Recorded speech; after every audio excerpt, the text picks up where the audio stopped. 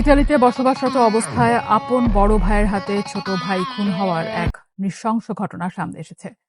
ঘাতক বড় ভাই কেবল হত্যা করেই ক্ষান্ত হননি, বরং ভিডিও কলে দেশে থাকা স্বজনদের ছোট ভাইয়ের রক্তাক্ত মরদেহ দেখিয়ে নিজের অপরাধ স্বীকার করেছেন। কিন্তু কেন এই নিষ্ঠুরতা, ঠিক কী কারণে ঘটল এই হত্যাকাণ্ড? স্বপ্ন ছিল প্রবাসে গিয়ে পরিবারের হাল ধরবেন দুই ভাই, কিন্তু সেই স্বপ্নই এখন চরম বিভীষিকায় পরিণত হয়েছে। ইতালির লেইস শহরে আপন বড় ভাইয়ের ছুরিকাঘাতে প্রাণ হারিয়েছেন ছোট ভাই নয়ন ফকির। শুধু তাই নয়, নৃশংসতার এখানেই শেষ হয়নি, বরং হত্যার পর ভিডিও কলে দেশে থাকা স্বজনদের সামনে ভাইয়ের রক্তাক্ত নিথর দেহ দেখান ঘাতক বড় ভাই। পারিবারিক বিষয় নিয়ে দুই ভাইয়ের মধ্যে কথা কাটাকাটি শুরু হয়। এক পর্যায়ে বড় ভাই হুমায়ুন ফকির ধারালো অস্ত্র দিয়ে ছোট ভাই নয়ন ফকিরকে আঘাত করেন। এতে ঘটনাস্থলেই তার মৃত্যু হয়।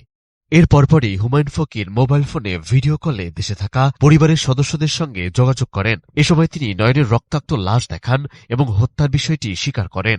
মোবাইল ফোনে এমন দৃশ্য দেখে পরিবারের সদস্যরা কান্নায় ভেঙে পড়েন। এই খবর এলাকা জুড়ে ছড়িয়ে পড়লে ব্যাপক চাঞ্চল্যের সৃষ্টি হয়। এদিকে এই ঘটনার পর ইতালির স্থানীয় পুলিশ অভিযান চালিয়ে অভিযুক্ত হুমায়ুন ফকিরকে গ্রেপ্তার করে। বর্তমানে তিনি পুলিশি হেফাজতে রয়েছেন। তবে এই ঘটনায় দেশে এখন পর্যন্ত কোনো আনুষ্ঠানিক অভিযোগ দায়ের হয়নি বলে জানিয়েছেন টঙ্গীবাড়ি থানার ওসি মোহাম্মদ মনিরুল হক ডাবলু। মূলত বড় ভাই হুমায়ুন ফকির দুটি বিয়ে করেছিলেন। এরপর থেকেই তাদের মধ্যে টাকা পয়সার লেনদেন এবং প্রথম স্ত্রীকে তালাক দেওয়ার বিষয় নিয়ে বিরোধ শুরু হয়। সময়ের সঙ্গে সঙ্গে সেই বিরোধ আরও বেড়ে যায়। একইভাবে জানা যায়, ঘটনার দিন ছোট ভাই নয়ন বড় ভাইয়ের বাসায় গেলে কথার কাটাকাটি শুরু হয়।